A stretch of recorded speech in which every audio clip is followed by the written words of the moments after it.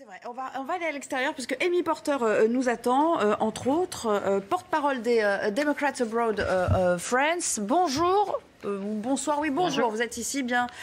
Merci beaucoup de nous rejoindre en direct. Sur la teneur et sur finalement la prestation de Joe Biden, est-ce qu'il n'a pas été quand même un peu en demi-teinte et dépassé quand même par son adversaire ce soir? Moi, je ne trouve pas du tout. Je pense que Biden a fait ce qu'il avait à faire. Trump, il est vrai, a moins interrompu avec la nouvelle règle où son micro a été coupé, mais il a menti tout autant. Il lance des chiffres qui n'ont strictement rien à voir. Il essaie de créer une affaire Hunter Biden là où il n'y en a pas, où toutes les investigations, toutes les études qui ont été faites ont démontré que Hunter n'a rien fait de mal, et il continue à perpétuer ce mythe pour attaquer Joe Biden, alors que lui-même, les affaires que fait sa famille, on pourrait en parler pendant longtemps. Est-ce que c'est normal qu'un président en exercice ait un compte secret en Chine et qu'il sorte 15 millions de dollars la première année de sa présidence? Qu'est-ce qui vous a le plus choqué finalement de la part de Donald Trump dans le courant de ce débat? Peut-être ces phrases sur le thème de Race in America, où il dit c'est moi qui ai fait le plus pour la communauté noire dans ce pays. Si on exclut Abraham Lincoln, est-ce que vous avez trouvé ça quand même franchement excessif? Ça me choque pas parce qu'il a déjà dit des millions de fois et c'est absolument risible. Ce qui m'a vraiment choqué, c'est la discussion des 545 enfants qui sont séparés de leurs parents depuis 3 ans, des immigrés qui ont essayé de traverser la frontière. Et quand la journaliste Kristen Welker lui a dit « Oui, mais ces enfants ne trouvent pas leurs parents », Trump a répondu « C'est bien ». Ça m'a choqué. D'accord. Les fameux enfants séparés à la frontière dont Biden a dit d'ailleurs que c'était criminel de les avoir séparés. Et Trump répondait qu'ils étaient venus tout seuls avec l'aide des cartels et sans leurs parents. Donc ça évidemment, vous réfutez cet argument comme Joe Biden, ouais. La politique de décourager l'immigration en menaçant les parents de leur séparer de leurs enfants est d'une cruauté inimaginable. Et c'était la politique officielle de l'administration Trump. Et je trouve que ça choque beaucoup, beaucoup de gens. Amy Porter, vous restez avec nous. On va se tourner. Amy Porter, sur cette gestion de la Covid-19, Amy Porter, Joe Biden dit on va vers un hiver noir quand Donald Trump dit non, 99,9% des gens s'en remettent et on va en sortir. Là vraiment on a deux extrêmes. C'est difficile effectivement de se retrouver au milieu de tout ça. Est-ce que Donald Trump va trop vite en besogne quand il nous prévoit un vaccin avant la fin de l'année? Alors, il est vrai que tout le monde ne meurt pas du Covid, et heureusement, parce qu'il y a 8 millions d'Américains qui sont déjà infectés. Je pense que personne ne peut contester que la gestion de la crise de Covid a été un fiasco, a été un désastre. Les États-Unis ont 4% de la population mondiale, ils comptent 20% des décès. Pourquoi les Américains décèdent plus que les autres? Parce que Trump n'a pas fait ce qu'il fallait.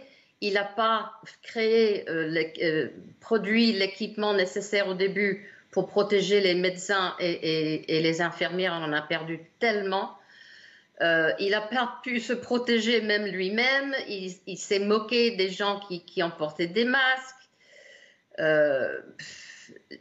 Il n'a pas mis en place les tests. Alors, et il montre une incompréhension totale de la situation quand il continue à répéter, comme il a fait ce soir au débat, que nous, on a plus de cas parce qu'on teste plus de gens. Je ne comprends pas qu'intellectuellement, il continue à propager cette imbécilité. Antoinette Laurin, réaction immédiate derrière Amy Porter. Une santé qui est extrêmement inégale. Amy Porter, que va nous promettre le Biden Care alors? Ça sera le vrai enjeu de la présidence Biden s'il est élu? Oui, alors Biden a publié sur son site internet son plan pour la santé. C'est vrai que le système santé aux États-Unis est complètement cassé et il faut la réformer en profondeur.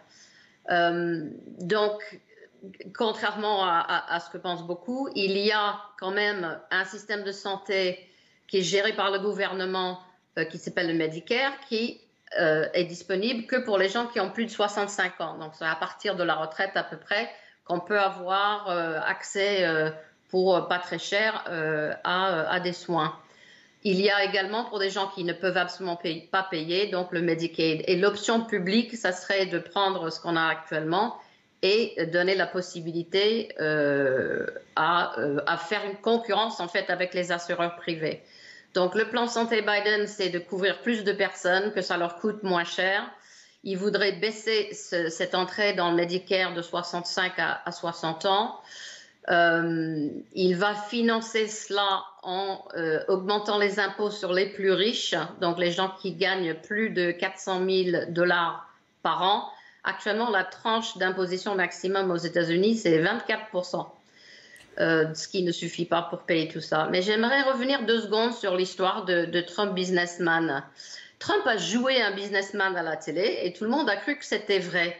La raison pour laquelle il ne veut pas publier sa déclaration d'impôt, c'est qu'il gagne beaucoup moins d'argent qu'il ne le dit et qu'il doit énormément d'argent à des gens, on ne sait pas qui d'ailleurs. Et le magazine Forbes, qui n'est pas vraiment connu comme étant un magazine de gauche, vient de publier que Trump doit 1 milliard de dollars. Il a gagné 400 millions de son père, il a tout perdu. Il a gagné 400 millions de son émission L'Apprenti, il a tout perdu. Et maintenant, il a des emprunts qui vont être dus l'année prochaine. Donc, si on relie cet homme, il va être redevable à on ne sait pas qui, des gouvernements étrangers ou autres. On n'est pas près de les voir, les feuilles d'impôt, croyez-moi. Je pense que ce n'est pas d'actualité. Amy Porter, vous restez avec nous. Qu'il faut aller. Un dernier mot avec vous, Amy Porter, réaction à ces 2 visions qui s'opposent et bien sûr à celle que vous défendez, celle de votre candidat. Oui, bien sûr, le plan Biden qui s'appelle Build Back Better, c'est-à-dire reconstruire l'économie, mais dans quelque chose d'encore meilleur que ce qui a existé avant, comprend une large panoplie de mesures pour améliorer le climat. Et je trouve que c'est un contraste fondamental entre les 2 hommes. Le changement climatique, Trump n'y croit pas. Et Biden, il a vraiment un plan pour le remédier. J'aimerais aussi rebondir sur quelque chose qu'a dit Ramzi Malouki tout à l'heure. Il a dit que Trump, pendant ce débat, a parlé comme un président. Eh bien, moi, j'ai envie de dire, il serait temps, parce que ça fait 4 ans qu'il est président, et il mène cette campagne comme si c'était la campagne de 2016 où c'était l'outsider, celui qui n'était pas un homme politique. Il a eu 4 ans pour gouverner. Il ne gouverne pas, il est en représentation, comme s'il était dans la télé-réalité.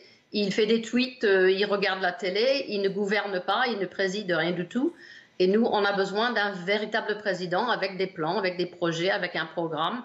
Et ce président, c'est Joe Biden. Merci Amy Porter d'avoir été en direct avec nous aussi tôt.